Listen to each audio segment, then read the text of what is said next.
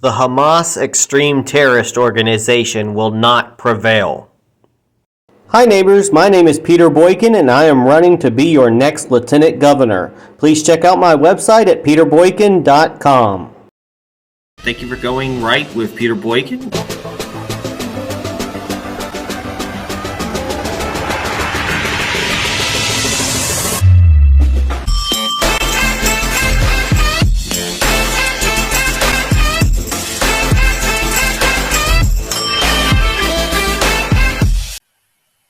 Hi folks, my name is Peter Boykin and I'm running to be your next Lieutenant Governor of North Carolina. You can check out my website at peterboykin.com.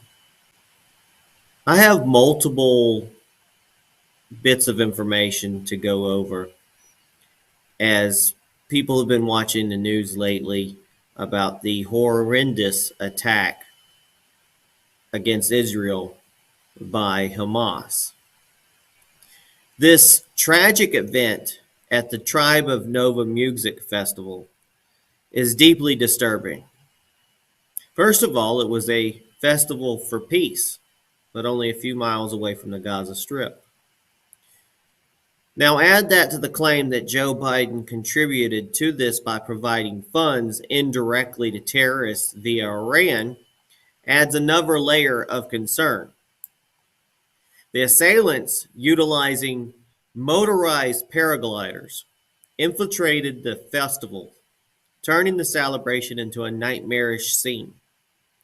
The Israeli Ministry of Foreign Affairs, grappling with the decision, released graphic photos online, aiming to expose the brutality faced by innocents. The ministry emphatically denounced the attackers as Hamas terrorists, drawing parallels to the ruthless tactics employed by groups like ISIS. In the face of this unprecedented attack by Hamas, the toll on human lives is staggering, with over 1,200 casualties and 9 to 11, probably the numbers growing, Americans lost. As a candidate for Lieutenant Governor, I emphasize the crucial need to protect not only our allies, but Israel, but also our homeland, including the state of North Carolina, from potential terrorist attacks and threats. The recent cross-border assault by Hamas underscores the importance of robust intelligence and counterterrorism efforts. And we must ensure the safety of our citizens by fortifying our borders against potential terrorist attacks and standing firm against those who seek to harm us. The attack on October 7th, 2023, akin to Israel's 9/11, should serve as a wake-up call to reevaluate and enhance our own security measures here at home. I respect individuals of all faiths, but it's essential to recognize that when one's faith turns into a justification for terrorism and murder, it transforms into a death cult. As a leader, I firmly believe that engaging in negotiations with terrorists committed to the genocide of an entire nation is not only futile, but morally reprehensible. We must dismantle these long-standing terrorist identities that have inflicted havoc upon the world. Hamas, backed by Iran, poses a grave threat not only to Israel, but to global security. Their financial web, entangled with support from various sources, underscores the international implications of their activities. It's imperative to protect our mutual allies and strengthen our resolve against those who work against the values of peace and cooperation. In the pursuit of a safer world, it's crucial to understand that proclaiming to act with God's blessings while causing harm to others is not a religious duty, but a foolish alliance with the devil. As a leader, I am committed to safeguarding our nation, its allies, and our citizens against the menace of terrorism. Now let's talk history. Recent history and how this relates to our own current situation there in Israel.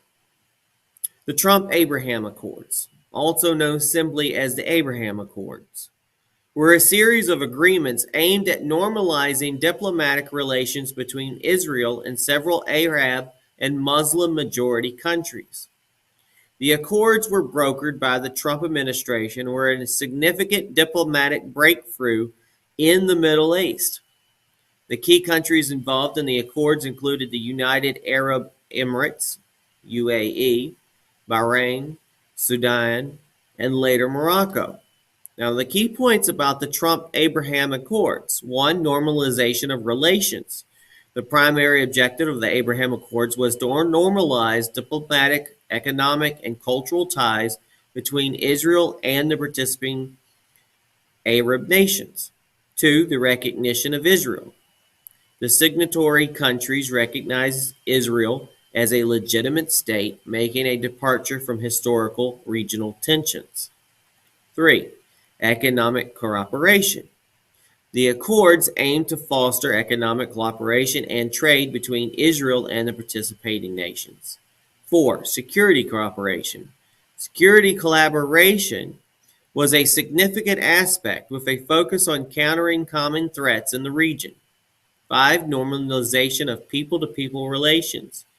Beyond governmental agreements, the accords sought to promote people-to-people relations, encouraging cultural exchanges and tourism. And 6. Regional stability.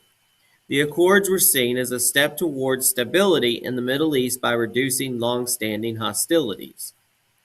The Trump-Abraham Accords marked a historic shift in Middle Eastern geopolitics, challenging traditional narratives of enmity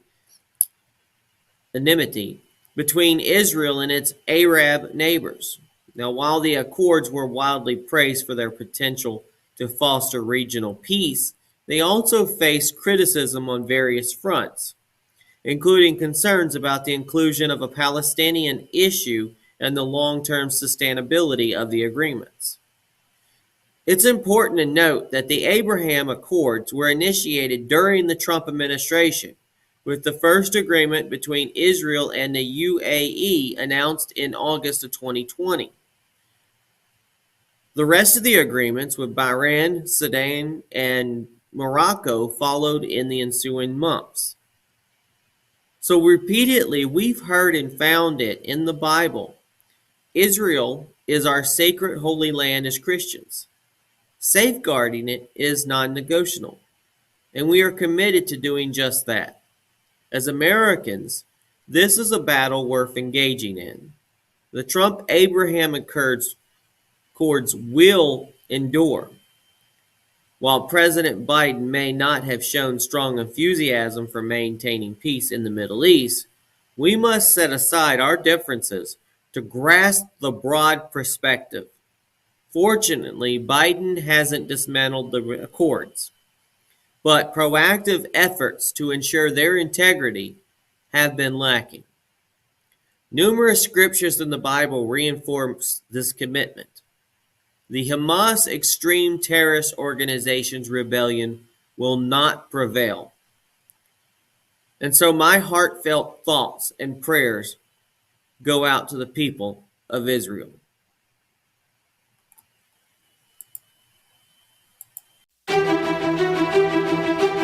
All votes matter.